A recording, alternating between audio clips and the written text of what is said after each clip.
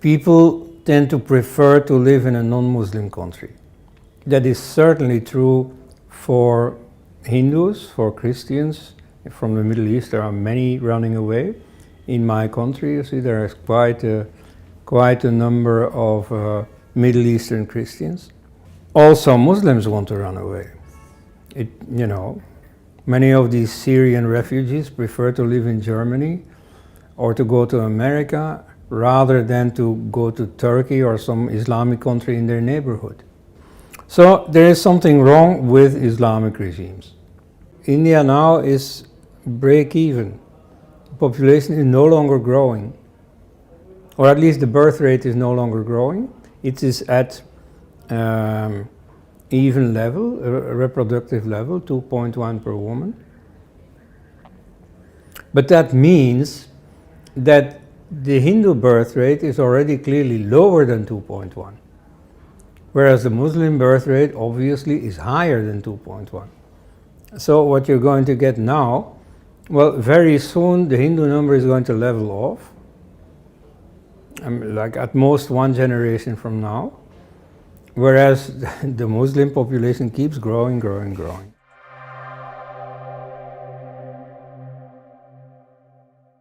Yes, ladies and gentlemen, we're going to focus on the race within the Islamic world between expansion, both demographic expansion and institutional expansion, and the churning within the Muslim community, the self-doubt, the doubt about Islam, and the phenomenon that more and more Muslims are leaving Islam.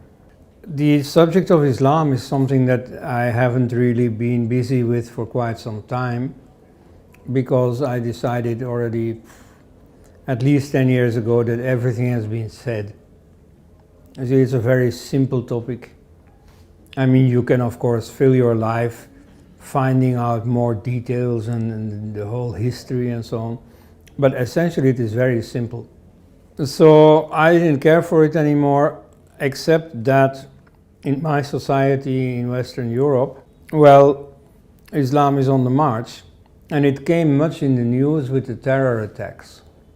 Now it's a bit of a lower ebb for terror, but around 2015, 16, we're very much alive. And so there were terror attacks, for example, in Brussels, 2016, in two places where I come very often. So, it could have happened to me. And in fact, 2 days later, there was a visit by Narendra Modi, who, gave a little nod to the recent events by starting his speech with saying that he commiserated with the victims and that, of course, these terror attacks have nothing to do with the real Islam. That's what all politicians say. My attention was then drawn not so much by Islam, because I knew what Islam is capable of. It was also the time of ISIS in Syria. And so there was a lot in the news, the cruelty of Islam, the atrocities by Islam. Yet, you see, all the politicians said that this had nothing to do with Islam. I mean, this was as sure as anything. If Islam comes in the news negatively, immediately you will have official statements that it had nothing to do with Islam. Also, when Islam came in the news negatively, immediately you would have a whole queue of politicians lining up at the nearest mosque to say to Muslims, oh, we are with you, we don't want you to get the blame. It had nothing to do with Islam, right? So frankly, I am more worried about the non-Muslims and the way they treat the Islam problem than about Muslims themselves. If they defend themselves, if they try to whitewash their acts, well, that's in a way understandable. Whereas what particularly the left, but also quite a few on the right, are saying about Islam that is more difficult to accept. Like, for instance, you have very many secular, leftist, anti-clerical politicians who nevertheless side with Islam. They're still against Christianity, though less militantly than they used to, but they are not critical of Islam at all. Like, for example, just now there has been the case in France of a teenage girl who seems to be lesbian, and so she was attacked for that on social media by Muslims. And so she, in reply, she gave her opinion about Islam, which was quite negative. And so she called Islam some really nasty names. And then she received death threats. And then politicians like Ségolène Royal clearly blamed her for what happened to her. She has sought it herself. And also the justice minister, of all people. And moreover, she gave a proposal, the minister, that French law should ban blasphemy. Just like in Pakistan. Now, France is the mother country of secularism, militantly secular. The regimes since at least 1905, but also, of course, during the French Revolution, were militantly anti-clerical, and certainly, didn't care for a notion of blasphemy. So now, for the secularist French government to announce a law against blasphemy, that is really 108 degrees turn. So those people are strongly in favor of Islam. Like, for instance, most of them, in all seriousness, use the term Islamophobia. Now, Islamophobia is a nonsense term. A phobia, that term is used for a psychiatric disease. And so in the Soviet Union, it is well known that dissenters were sent to psychiatric hospitals. All right? And so now this is happening again. So any criticism of Islam is dismissed as Islamophobia. The term was launched, it was already used during the colonial period in French Algeria, but it was launched as a pro-Islamic term, as a whitewash term, by the Runnymede Trust around 1990. So this is an official anti-racist body in Britain. And then it was picked up immediately by the Organization of Islamic Cooperation. And then it has passed on into common parlance. The United Nations, the European Union, and so on, they all use it. They all declare it one of the biggest enemies. So, or I'll give another example. The feminist movement. You would think that they are concerned about Islam. Well, they are not.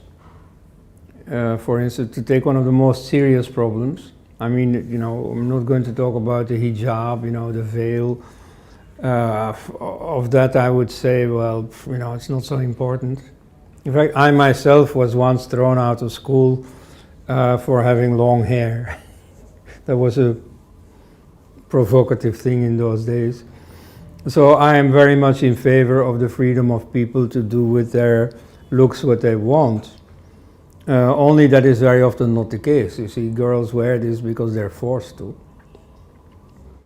But anyway, that is like relatively unimportant. What is, for instance, very important is the practice of female genital mutilation, which also exists in India. So top feminists have said that, this is no concern. Like Germaine Greer from Australia, one of the leading feminists, she has said, well, this is like a cosmetic operation. dismissing it like that. So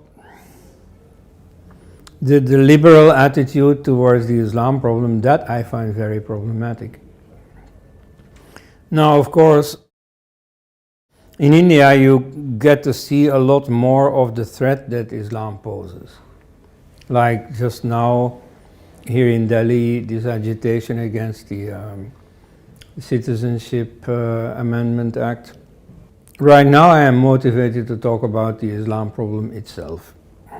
But in Europe it's also, once in a while, it's there. But in India you feel it far more physically. Is Islam a problem? You see, I mean, I'm already assuming that there is such a thing as an Islam problem, but many people will say, how so? You see, you don't say that about any other religion, why about Islam? Well, first of all, I might say it about quite a few other religions. But anyway, we're talking about Islam. Like they say, for instance, okay, Hindus and Europeans also are worried, oh my God, our country is becoming Muslim majority. The demographic growth of Islam is such that it is inevitable that in some decades it will become Muslim majority. And then some people say, yeah, but is that a problem? You see, now there is a non-Muslim majority. That's not more of a problem than a Muslim majority. Well, I don't think so, because you simply can see what is happening in every Muslim country in the world, to different degrees, of course.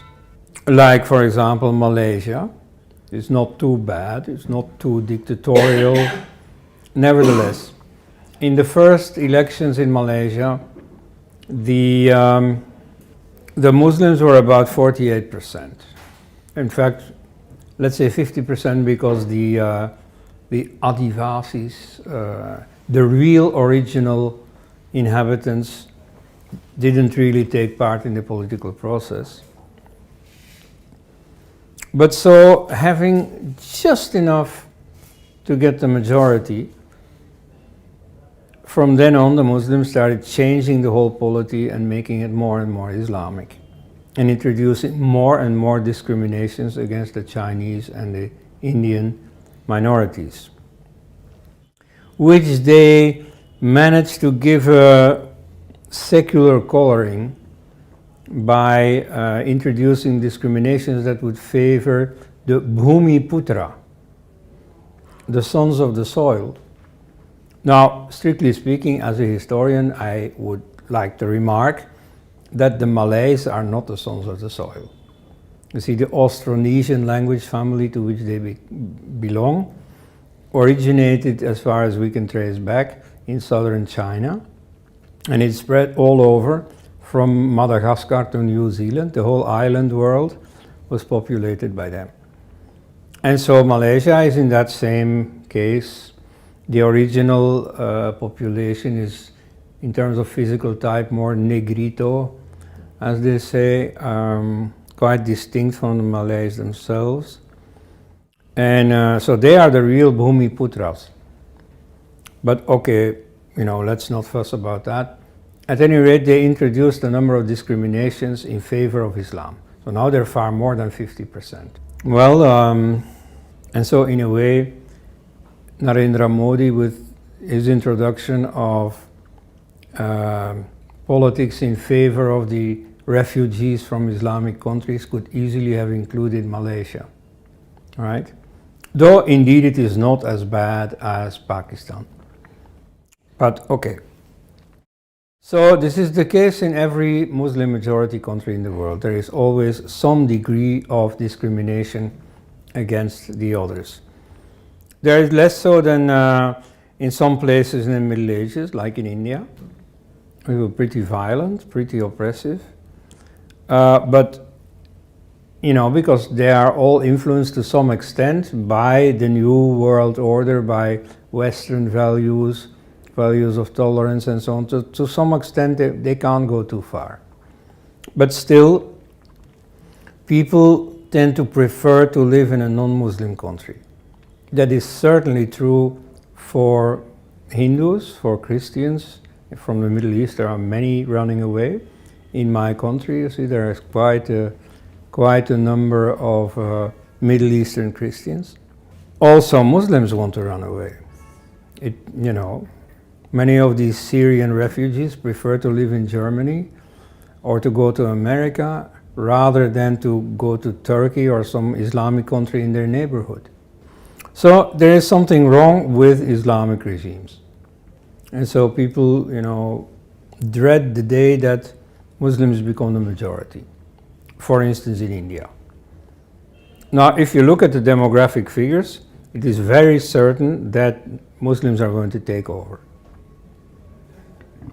Secularists set up these ridiculous stories that this is all made up and you will see nothing of it will happen. I remember Mani Shankar Iyer writing in, I think, 91, that Muslims were 11% of the population and they would stay 11% forever. No, that doesn't exist. Everything remains the same forever. And in this case in particular, it's something you can test. You see, by census figures, they are now about 15%. And the Muslims themselves say that they are in fact far more, that their number is underestimated. Like Syed Shahabuddin used to write that already in the 90s. And so one reason given for this was that there are many illegal Muslim immigrants from Bangladesh, also in fact from Pakistan, far more than we realize, and that many of them try to stay below the radar. You see, of course they find that in India there is no serious search for illegals or something. They can get away with lots. Under the communist government, they got ration cards and so on. They could practically act like citizens, and then with that record, they could even go to the population office, the citizenship office, and even try to get citizenship, which in very many cases happened. But so for all those for whom it didn't happen, well, because they are used to the authoritarianism of Islamic states, they couldn't believe that India was really so silly and tolerant as they were experiencing. They thought, well, maybe one day, you see, these ugly, vicious Hindu nationalists are coming to power and are going to get serious about this. And so that is what now seems to be happening. That's why you have all these protests.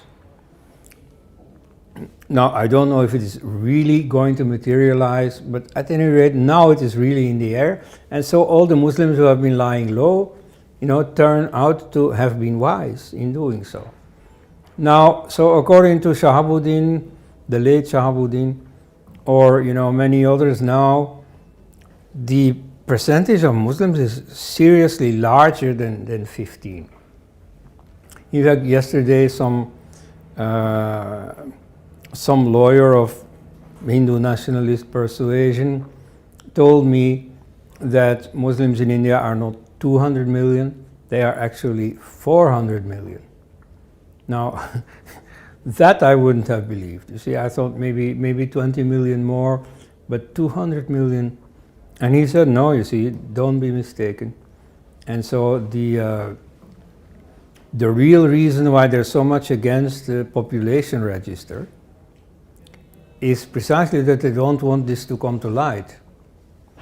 Now, I don't know, you see, my first idea is this must be a conspiracy theory. Anyway, if we wait long enough, then it'll be 400 million and 600 million and more. Because you see, what is the situation in India?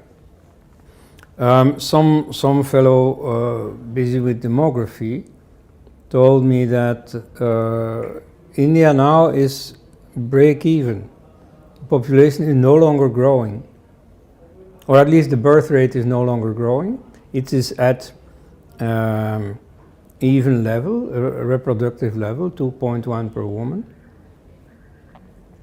But that means that the Hindu birth rate is already clearly lower than 2.1. whereas the Muslim birth rate obviously is higher than 2.1. So what you're going to get now, well, very soon the Hindu number is going to level off, like at most one generation from now, whereas the Muslim population keeps growing, growing, growing. And in Europe you have the same situation. In Europe, immigration is more a factor than in India, but that they may be able to curb. You see, there are now more nationalist parties coming to power, but that won't matter because there are already so many inside. And so their birth rate already makes the difference. And then you can say, yeah, but the birth rate among Muslims is also coming down. That's true. You know, women today have less children than their mothers had. But nevertheless, what counts is that it's always higher than the comparable figure for non-Muslims. So yes, Muslims are becoming the majority. Can't stop it. I mean, there are of course campaigns, oh yeah, we should have more babies.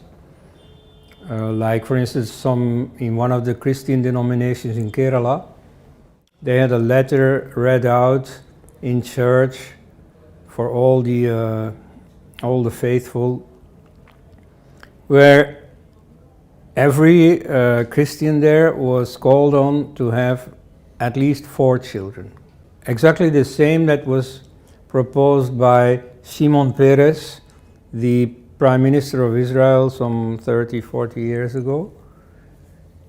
In Israel it has worked to some extent. You see, Jewish women have like 3 children, which is very much above the reproduction level. And unlike in Africa, for example, where they have a very high birth rate, they don't have a high rate of infant mortality.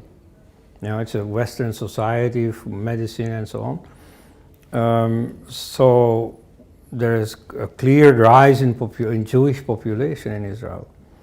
Still a bit less than Palestinian, but it's getting there. Now, so I don't know if this is going to work in Kerala, but if you see the latest figures from Kerala, you might understand why they are worried. Last year I saw this figure in the papers of Muslims being in Kerala 26%, but among the newborns 42%. That's how fast it is increasing. And so when Hindus complain about, yeah, you know, all these Muslims, they do things like love jihad, you know, then it is laughed off and paranoia and hate mongering and so on. But now the Christians are saying the same thing and listing so many girls that actually have lived through this. So they are worried. So they try to stimulate the birth rate. Now, yeah, well, you can do that. But I don't think it's going to work. I mean, if I look at Hindus today, the Hindu young generation, I don't think they will feel like, oh, I have to serve my society by having more children. Moreover, they all have been trained for generations already to look at the problem of overpopulation, which is really a very serious problem here.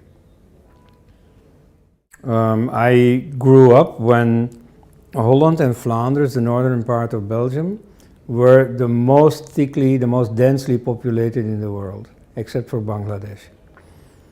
And by now, of course, India has practically bypassed us.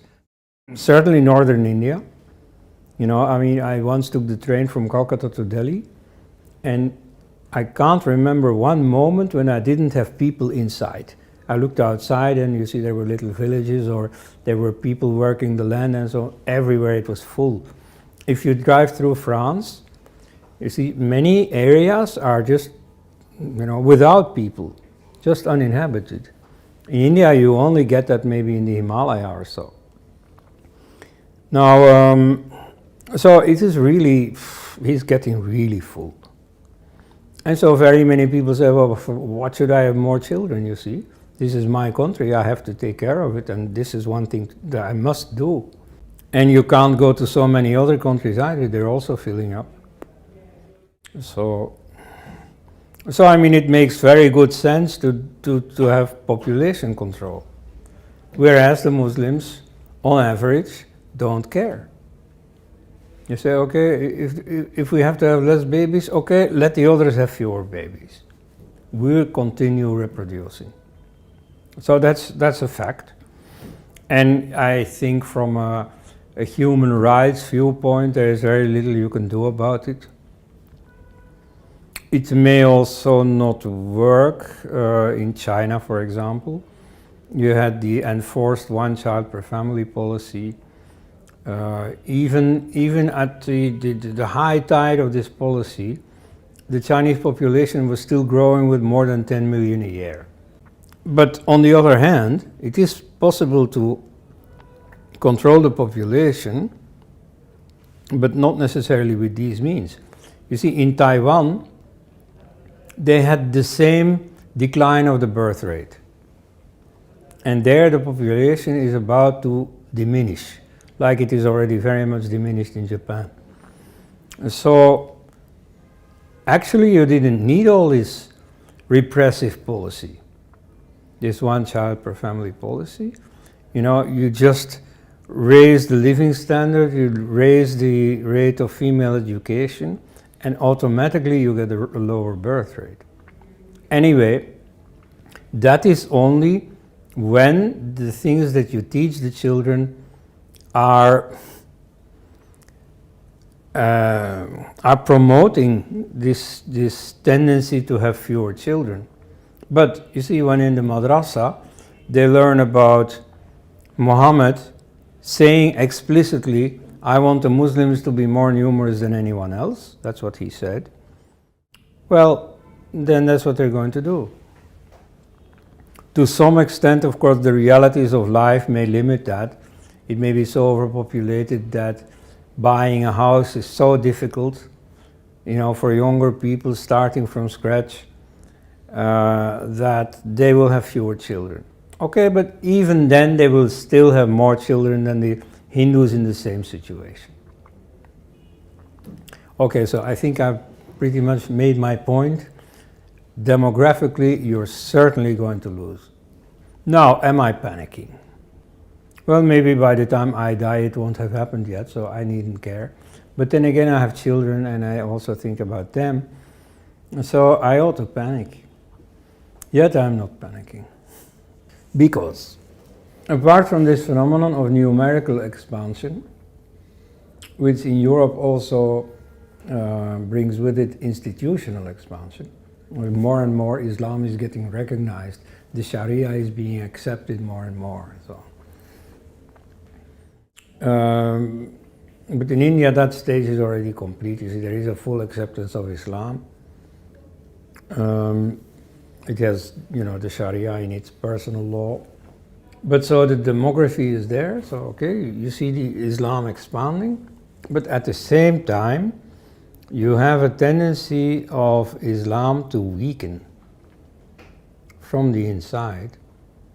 The American Protestant organization Pew Research, they do this sociology of religion, and so they have questioned people in North Africa, and so already since the 90s or even before, and so they asked the same question, you know, what is called the longitudinal, the long-term research in sociology, where you every 10 years or so you ask the same questions to people and then see how those answers evolve. So at a fairly fast rate, the number of people saying that they don't believe in Islam is increasing, and especially among the younger generation.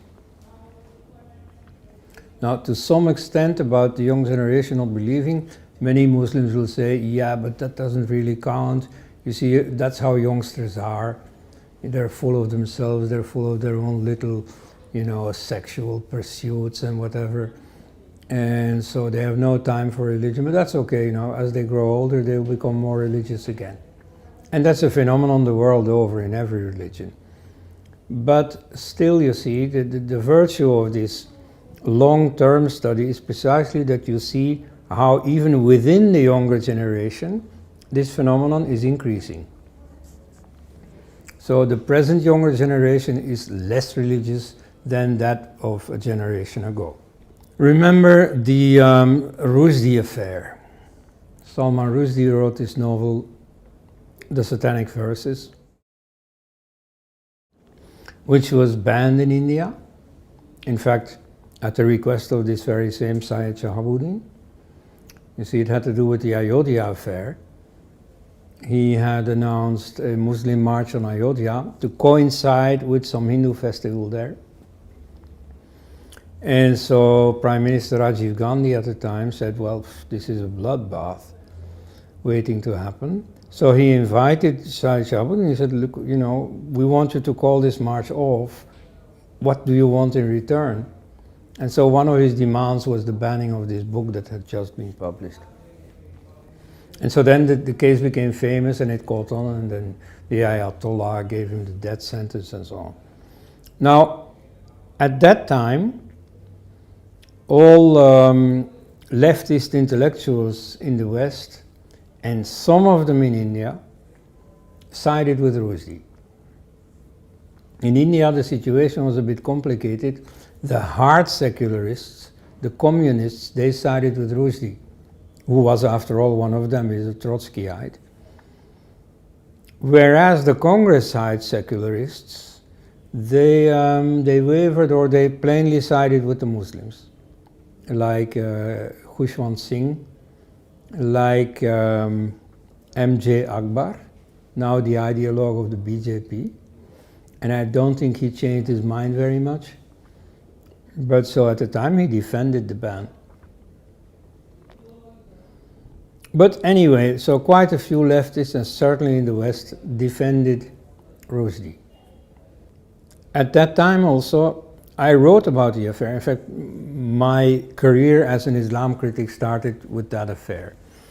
And so back then I thought, well, this is exotic, you see. This is happening in India and in Iran, but for us this is impossible. This will never happen. Although we already had a Muslim minority that again was speaking out against Rushdie. Not just in England, for example, in Rotterdam, not far from where I live, there was a Muslim demonstration saying, hij moet dood! Hij moet dood! He must die. So, okay, but you see, that was the Muslims. That was still a very separate segment of public opinion. Whereas the dominant leftist intellectuals, they sided with Rushdie. Today, you see, the situation would be almost inverse. Well, the Muslims would still demand his death, but you see, many with Muslim names would not. The leftist intellectuals, of course, they have completely reversed. Now they support everything in Islam. But among the people who are called Ahmed or Fatima or so, there are quite a few who have left Islam. Let's say two groups, those who still call themselves Muslim, but effectively are against all the touchy points about Islam, and then those who have simply left Islam. Today, in every Western country, you have a society of ex-Muslims, often with people remaining anonymous because afraid of the consequences, or afraid to hurt their parents or what. Others also speaking out, and some very actively speaking out, writing books about the problems of Islam, making websites where you can find all the information. You see, this is a point where the West has done better than India. On other points not, but here it has done better. When the Muslim problem became acute in the West, immediately some intellectuals set to work, really scanned Islam, made websites available for everyone, no password, no costs, where all the ayats that call for violence against the unbelievers are listed, where the whole history of Islam is scanned, you know, all the violence that Islam has committed against others and so on. So here in India you had Sitaram Goel in the 90s writing about it, and that was about it. There is a book about the Sharia by, or about specifically the institution of jizya, the tax that had to be paid by non-believers, the toleration tax, by Harsh Narayan. And then there was a book about the institution of slavery in Islam by K.S. Lal. But that's about it, and that was in the 90s. You see, after that there has been no follow-up. But anyway, it doesn't matter because these websites are there. So whether in Arabic, in Persian, I don't know about Hindi, certainly in English, you can get all the information right away. And so to an increasing extent, that is the work of ex-Muslims. So that is a real change. And I mean, that has like never happened in Muslim history. So this is the ambient modernity that is more and more penetrating Muslim society. And some people say that, you see, I'm way too optimistic and so on. I spoke with a VHP, Vishwa Hindu Parishad, leader a week ago, and he laughed it off, you know. He said, no, you know, whatever we try, you know, we will ultimately be forced to confront them physically. Well, I'm not so sure. You see, there is a precedent. In countries like my own, I've seen Christianity collapse. In fact, my country, the Flanders, the northern part of Belgium, the Dutch-speaking part of Belgium, was something of a Catholic frontline state, surrounded by Anglican England, Protestant Holland, you know, Calvinist Holland, Lutheran Germany, and, you know, secular Masonic France. And so, you know, many people were militantly Catholic. In the 1950s, there was a great political struggle where you saw the Catholic mobilization, of which my parents were a part. At that time, the Catholic Church was extremely present in people's lives. Like, my uncle was a parish priest, and so he was the chaplain of the brass band and of the women's guild and of every association in the village. And so he was the all-seeing eye of the church, and you see, everybody felt the church presence very closely. You know, every meeting of those associations started with a prayer. And only 20 years later, that whole institution was collapsing. I was part of that, you see. Mine was a very typical scenario. I'm the eldest son. And so usually it was the eldest son who started, who, you know, 16 or so, announced to his parents, I'm not going to church anymore. And then the younger siblings started wondering, what, is there anything wrong with going to church? And, you know, they got interested and they also left. In many cases, the parents also left. And even, you see, among old people who still go to church for like social reasons, you know, you hear things like, oh my God, you see, what have they fooled us when we were kids? You know, they still go to church, but they don't really believe in Christianity anymore. So an institution like that can collapse when people start to doubt. The main reason for doubt was not what some Christians say, oh, it was because people are becoming too prosperous. During the war, everybody is a believer in whichever religion he has. But you see now, after the war in Europe, there was a great rise in prosperity and a democratization of prosperity. So many more people, you know, were no longer afraid of the, you know, destiny. And so they started to look closely at the basic dogmas of Christianity, and these could not withstand scrutiny. Yet, you see, this movement towards modernity, towards doubt, towards rationalism, had existed already for 200 years. The church had weathered the storm quite well. Like in the 19th century, you know, the upcoming socialist movements started trade unions. Okay, the Christians also started trade unions with less of class struggle and so on, so to sort of keep the working classes' dissatisfaction under control. You know, the socialists started cooperative associations, the Christians followed. The Boy Scout movement started. And so, you know, because people were moving to the cities, but they wanted their boys to, you know, have some experience of the forest and so on, just on Sunday afternoon. And the church was against this. Just like they were, for instance, against the rise of sports, the rise of football competition and so on. They thought this is un-Christian, this is sort of pagan. This reminded them of, you know, the ancient Romans with their, you know, gladiators and so on. So they tried to stop it, but they couldn't. It was too attractive to people. So they started an organization monitoring sports. In my country, Sporta, which means Sports Apostolate. Then they started their own Boy Scout movement, which did the same as the others, but they also went to church on Sunday. And so anyway, you know, they tried to keep everything under control. So they thought they had done that very well. In the 1950s, nothing, no problem. And then it collapsed. So I see this happening in Islam also. And so now the new wave, new step towards modernity is the internet and everything that goes with it.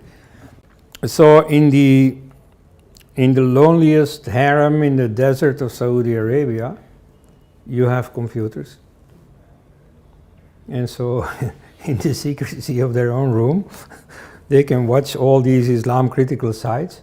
That's not the first thing they're going to watch, but ultimately they'll come to that. And so today, Islam may think that, you know, the internet revolution has been controlled, you know, because they have their own websites. You know, if you have some problem, you know, what is the Islamic way to urinate? You know, that's an example from Arun Shauri's book, Fatwas. You know, so there are Islamic, you know, there is Islamic advice about which is the Islamic way to urinate, you know. And any other question you can come up with, there is some Islamic authority that has spoken out on it. So there are websites with all this. So in a way you could think, oh yeah, you know, Islam has really gone along with the internet revolution. But I don't think so. You see, I think the medium is the message. And so the accessibility of all possible information, that in itself is already un-Islamic. And then what do you do on the internet? You listen to music, for example. That is already un-Islamic. And so at some point it will get you to clash with orthodox authorities. And so I am fairly confident that certainly the hard parts of Islam are not going to live very much longer. Then there is also the experience that Islam is not a success formula. In the beginning, Islam was, of course, wildly successful. It spread in no time. It's only, a few years after the Prophet's death that they had conquered the whole Middle East, all of Iran, Egypt. So that was very successful. And then after that, well, once in a while it was not so successful, but overall it was. And anyway, there was no alternative. Like, for instance, You have the Mongol conquest of the most of the Middle East. So that was a pagan culture. Though many Muslims in fact think that Genghis Khan was a Muslim, because all the Pakistanis are also called Khan. So he was in fact the greatest possible scourge of the Muslim world. He's the man who killed the most Muslims. But then you see, they conquered Iran, they had this Il-Khan dynasty, and they became Muslim. And so then, you know, they were suddenly acceptable to the Muslim world. So, you see, there again, Islam had ultimately shown its superiority. And so the alternative that suddenly appeared on the horizon also disappeared very soon, became Islamized. But you see, in the modern age, you get something different. Although you might think that progress towards modernity has failed also. You see, in the colonial period, the West was very dominant, and so many people in the Muslim world saw it like that, you know, oh, we have to become more like the West. And so you do get these westernizing movements, very explicitly in Turkey with Atatürk, but also, for example, in Iran, the period of the constitution, which is the early 20th century. You know, culturally, Islam was looked upon as something backward, you know, something for your grandmother, and, you know, we let it die on its own. Well, as we know now, you know, that didn't last. So you get a revival of Islam, and so you might think, oh, well, modernity is not going to conquer Islam. But again, I'm not so sure. You know, Islam was very successful again for a while, particularly because Allah had put all this oil in their soil. But that's not going to last very much longer. You know, now with all the attempts to find alternative sources of energy, the importance of oil is becoming less. And then you have all the other domains. You see that in technology, the Muslim world is not producing anything. You know, they can boast, okay, yeah, you know, with all our money, we can send our children to schools in Oxbridge or Ivy League or so. And some of them become great successes. Yeah. But that's not in the Muslim world. And so in an Islamic environment, they can't give their best, you know, they can't develop themselves. So that is going to really, or that is right now already influencing people. This notion of, oh my God, you know, we are a backwater, you know. And it is specifically Islam that is keeping them backwards. So, you know, I can't quantify this, I have no figures about this, but as I read Muslim sources or talk to Muslims, I find that mentality, that change in mentality is really happening. So personally, I am, well, I won't say optimistic, but I am not a doomsday prophet. I don't think that Islam will become the majority in India or in Europe. And by the time of their demographic maximum percentage, already Islam will no longer be what it now is.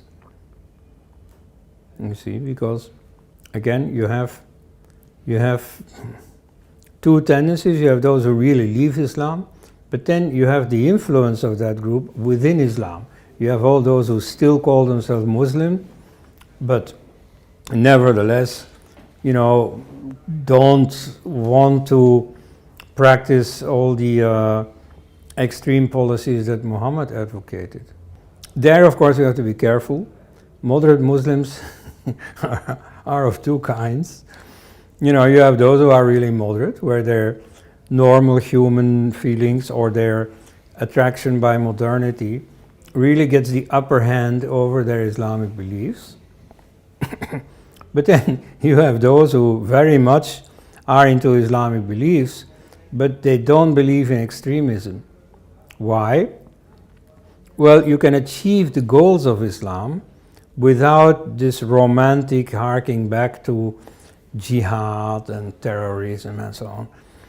You see, the negative side of terrorism is that it wakes sleeping dogs. In Europe, nobody cared about Islam. And you see, then a few intellectuals started seeing, oh, there's something wrong.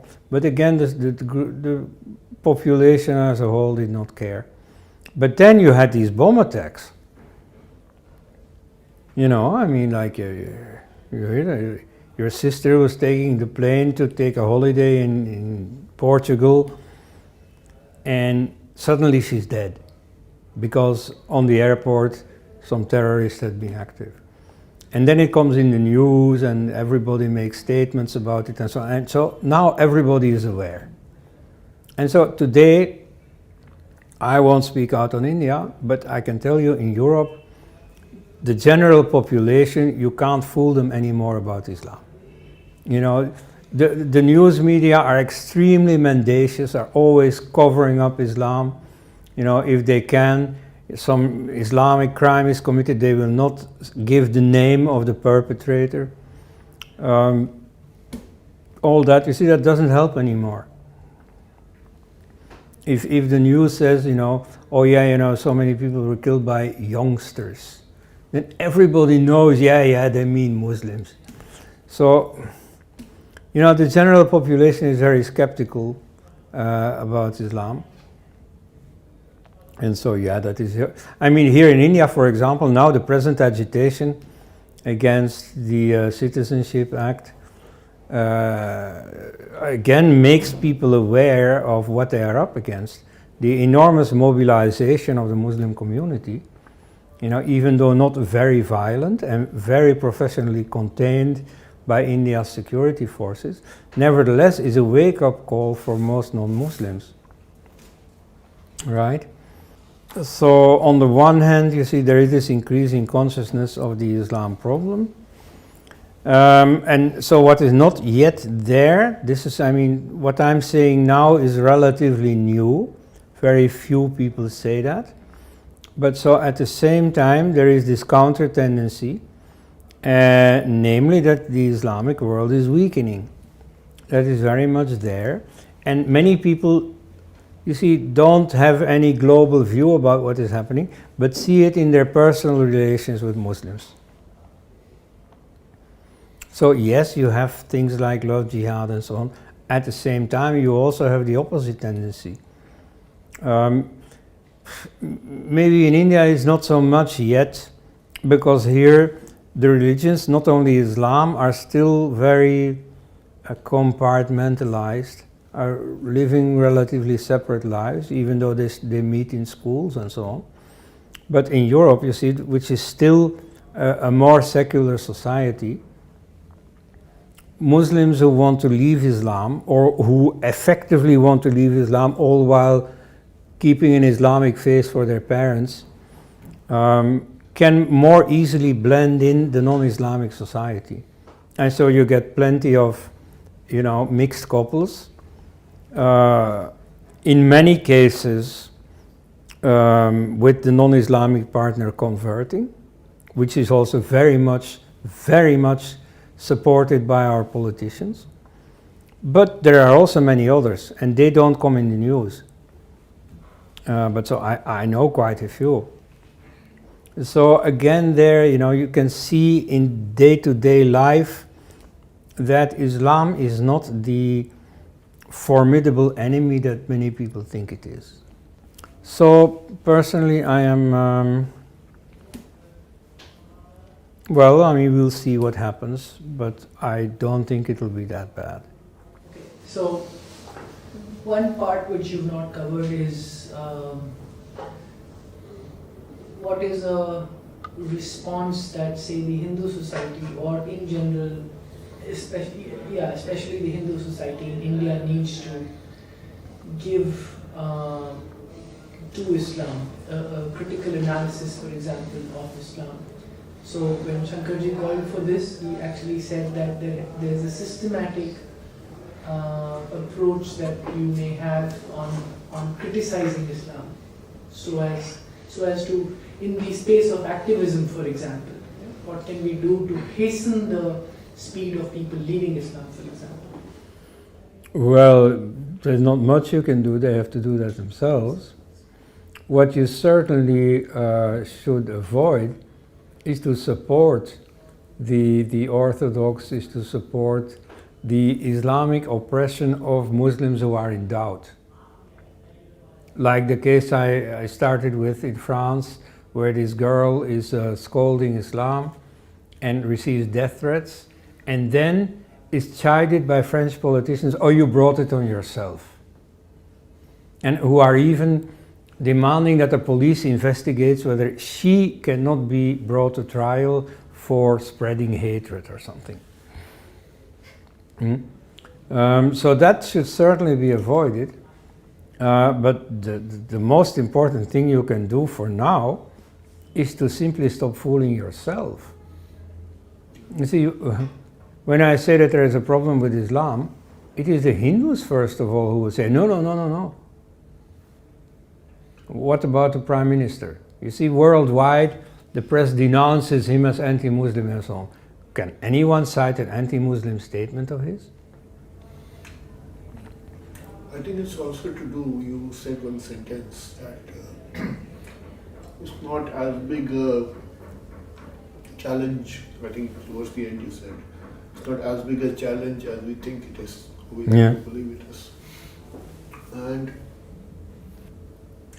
I think as far as Hindus are concerned, one thing that they miss out on, which the West or the Christianity isn't, is that they've forgotten to praise themselves. They no longer talk of all that's good in Hinduism, whether it's the religion, or the culture, or the history. They don't talk about all of that. So yes. almost as if we are willing to kind of whitewash ourselves. Yeah. It's the same problem in Europe, though the history is very different. You see, Europe was very self-confident and had a very high opinion of itself until recently. Whereas the Hindus had been told already for centuries that they were lower class people, that they were backward, that they were barbaric and so on. And in their case, there is no reversal. On the contrary, there is a continuation of this old condemnation of Hinduism. And so it's about time to change that. So as you said, you can't do much about what Muslims will do to come out. They have to do it themselves. But you can do something about how you think of yourself. Yes, of course, you see. They continue to think very highly of Islam, also because many non-Muslims treat them with reverence, treat Islam with reverence. Like even people who are anti-Muslim are pro-Islamic.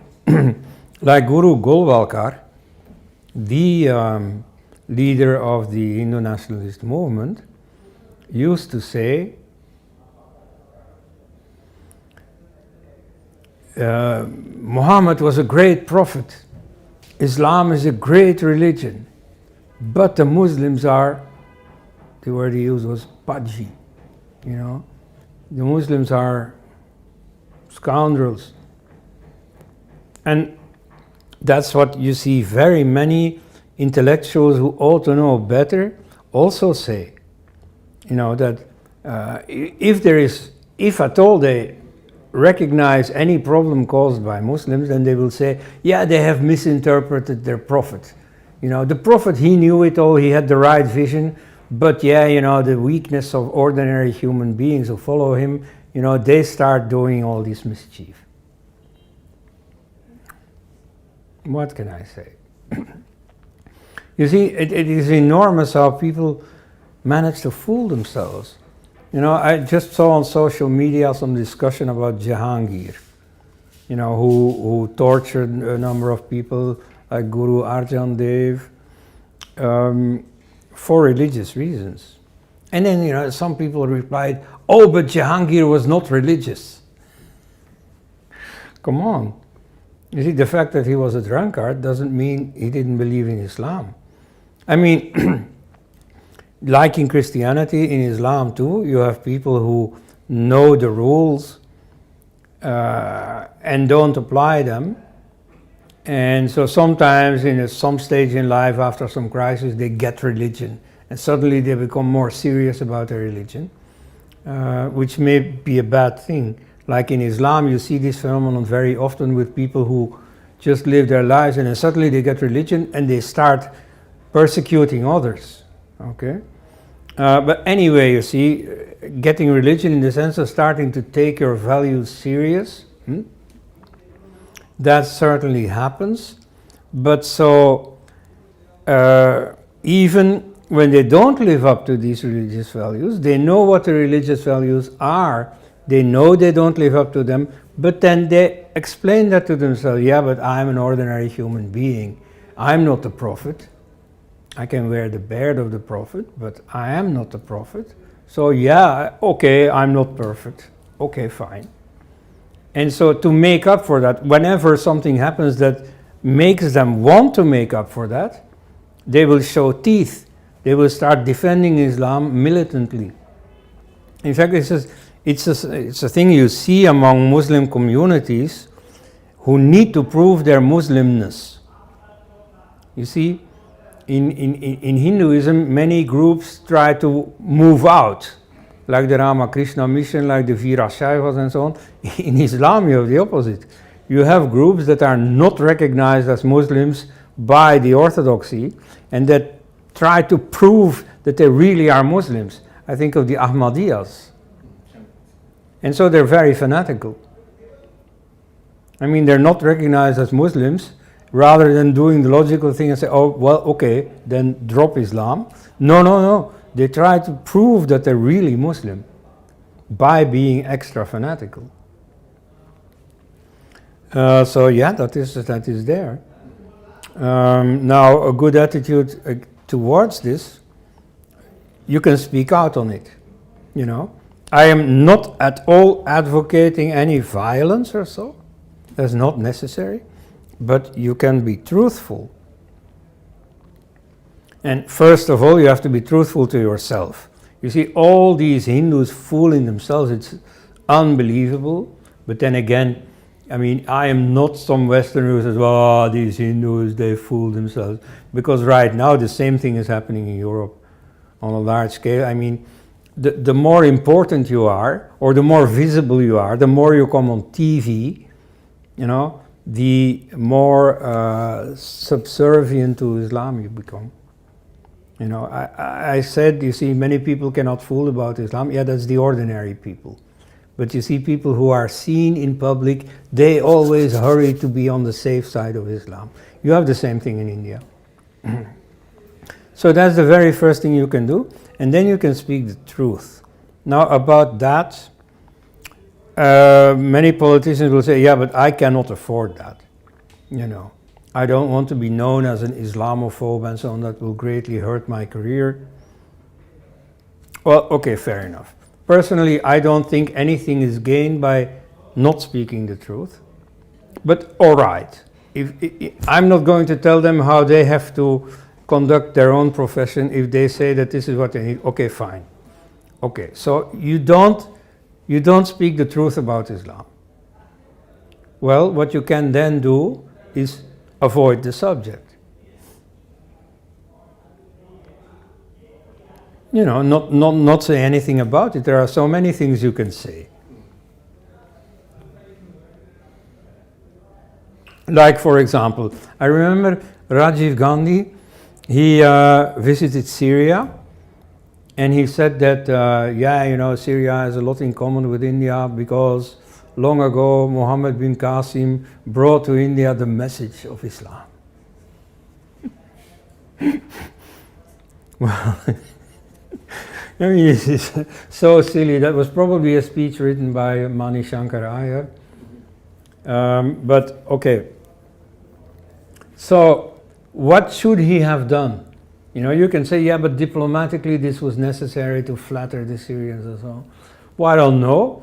You know, look at history, you see, are there any other points in common? Like, for example, long ago, a group of Indians speaking some kind of Sanskrit, you see, when the Saraswati dried up and there was a whole desiccation of this northwestern India, you had lots of emigration to the east, to Patna and so on. Locally, you know, from the Saraswati they went upland, whatever little rivers they were, and they founded new cities like Panipat, Sonipat, Indraprastha and so on. And then they also went west. And so in two languages, the Kassite language and the Mitanni language, you still find traces of Sanskrit. And the names also are Sanskrit names. Now this Mitanni kingdom was in Syria. So, you know, if you're Rajiv Gandhi, you go to Syria and you say, yeah, you know, we like Syria so much that our people went there, you know, 3,500 years ago. And so, yeah, we have a common bond. I mean, I mean, what are speechwriters for? You know, you invent something convenient. So there's absolutely no reason to tell lies about Islam. So that's my advice to these politicians. Yes. Follow-up question. So people leaving Islam, Muslims leaving Islam, Yeah. and their fear of being persecuted or even killed, Yeah. and equally Hindus, Kamlesh Tiwari, for example, Yeah. murdered. So how will this automatically ever happen? Because everyone is hiding. So how will there ever be a wave when people will start coming out and speaking out? Can I add my own question to that similar Yes, Mhm. please. So there's so much gratuitous aggression from Islamic ecosystem. Mhm. That is perhaps the reason Professor Quebra tells that the people who come into the limelight shy away from criticizing Islam. Is this correct? Yeah, but it's not only in places where they really risk their lives. I mean, if in some insignificant backwater like my country, some politician would be critical of Islam openly on TV, he would not risk his life really. It's unlikely that anyone would care to kill him. No, you see, they're far more concerned with their reputation. If they start criticizing Islam, they do not only get criticized from the Islamic circles, they get criticized by the leftists, also by the Christians, by the remaining Christians. In Christianity you have this interesting phenomenon that they support Islam because, as our own Archbishop has said, religion is becoming more relevant again thanks to Islam.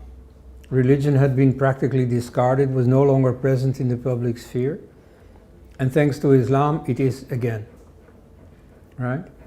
So you see, in that circle too you get really nasty comments about any criticism of Islam. So it is more because they want to live up to those people's standards more than to Islam. But then I agree that in many cases, of course, physical fear of Islam is also there, and more so for Muslims than for non-Muslims.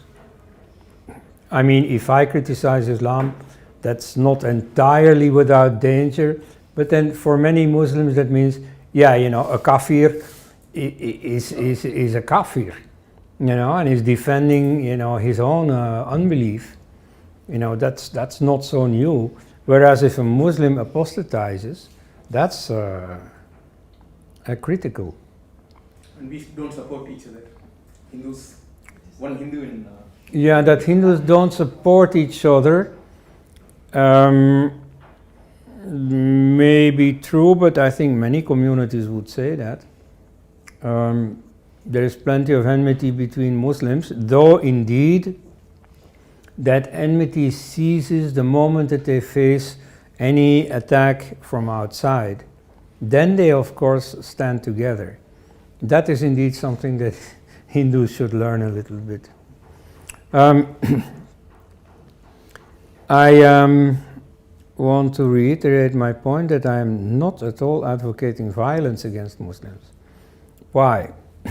Well, first of all, I am not in favor of violence. I think it should only be used as a last resort. And I feel for my fellow human beings who suffer, even if they're Muslims. You know, that's no problem. Therefore, I have always been very critical of these Western military interventions in the Middle East. You know, they're very counterproductive. They generate greater hatred of the West and of the world of unbelievers among Muslims.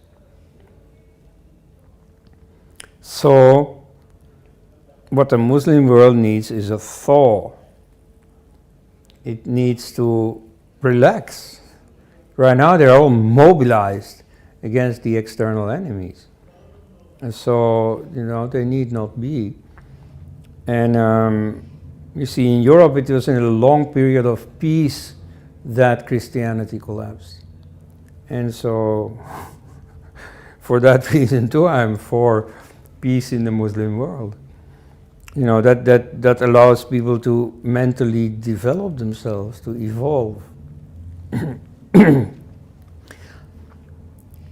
Some people say, oh yeah, you know, there's plenty of Islamophobia, it's a major problem. Look at those military interventions.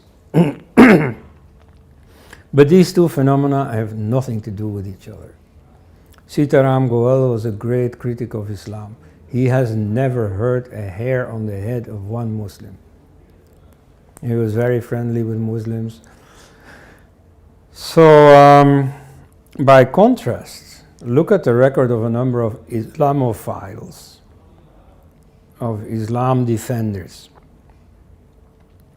Each of the Western politicians who has announced, who has ordered military attacks on the Muslim world, has been a very outspoken defender of Islam. Even George Bush, with his Iraq invasion, Barack Obama and his two ministers of foreign affairs, Hillary Clinton and John Kerry, were all very explicitly against the criticism of Islam and spoke out in favor of this great religion of Islam. In fact, John Kerry, when he was ordering the bombing of the caliphate, of ISIS, said explicitly, we're doing this because we want to defend and restore the real Islam. So in his fantasy world, ISIS did not represent the real Islam, whereas of course it was founded by a doctor of Islamic studies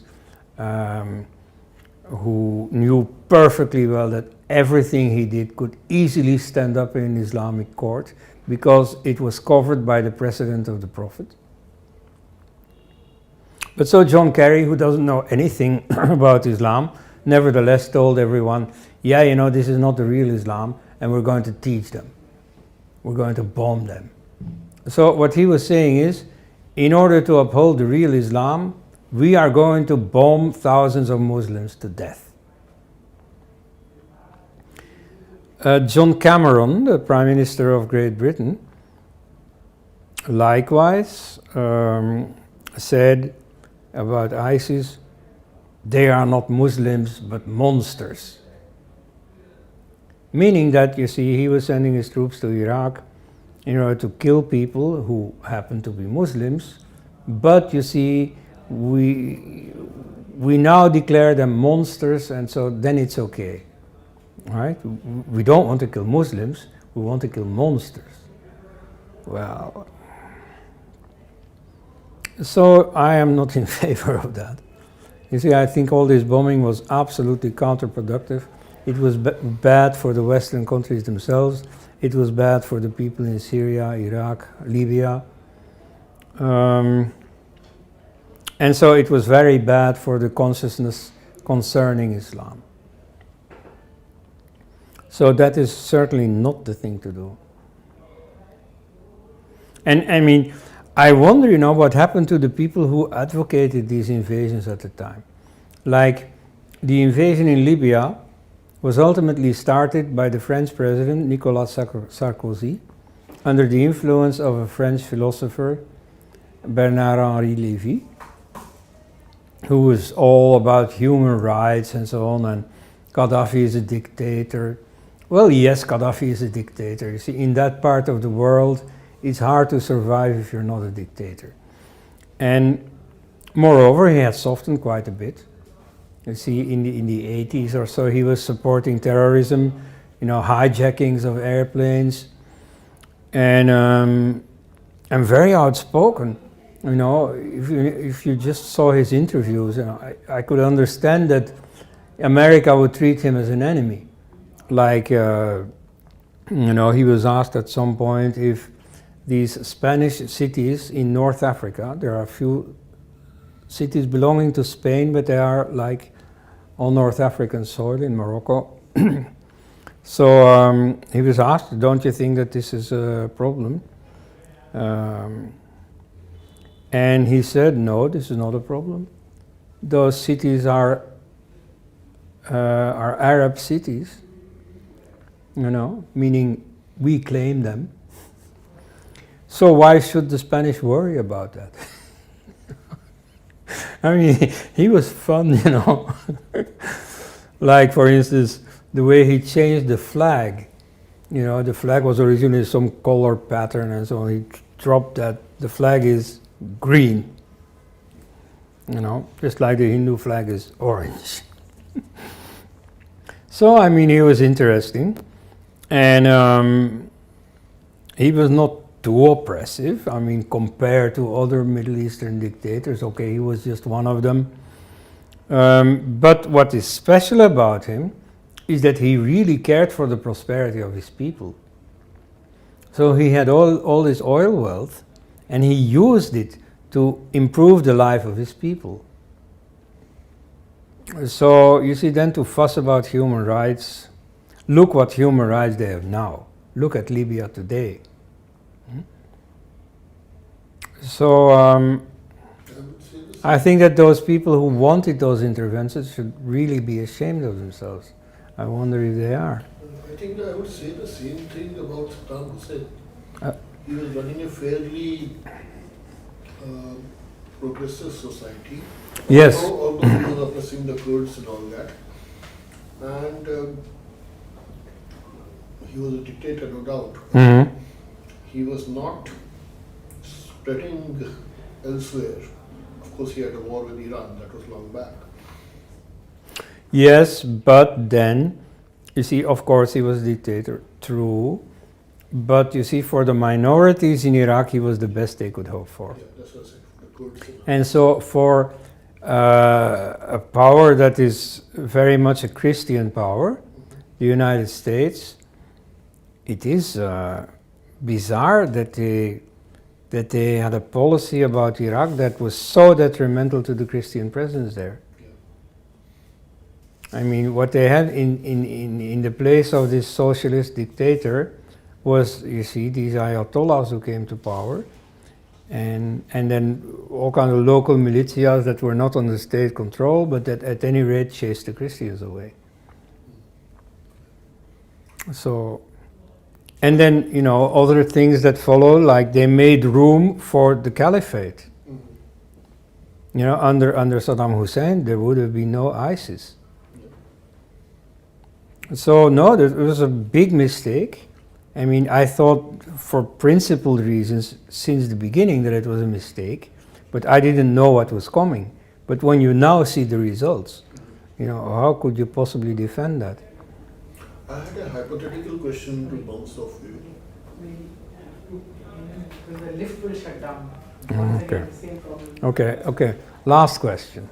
Yeah, just a quick hypothetical question. Yeah. The CAA, the announcement of the CAA of the government, and this just come to me in retrospect.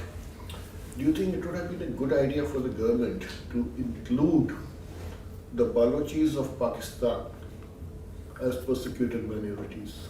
Because there's a freedom movement going on there. Yeah, true, but you see, the Baluchis are not a religious group.